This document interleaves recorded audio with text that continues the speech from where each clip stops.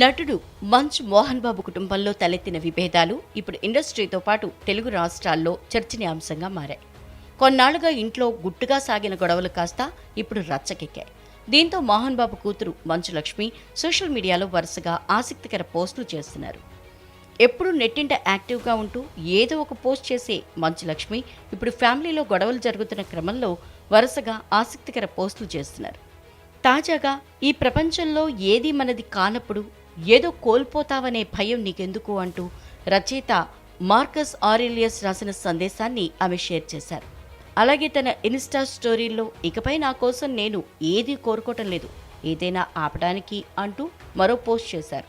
2024లో తాను ఎన్నో పాఠాలు నేర్చుకున్నానని మరో పోస్ట్లో తెలిపారు. తమ కుటుంబంలోని గొడవల నేపథ్యంలోనే ఆమె ఈ పోస్ట్ పెట్టి ఉంటారని నెటిజన్లు భావిస్తున్నారు.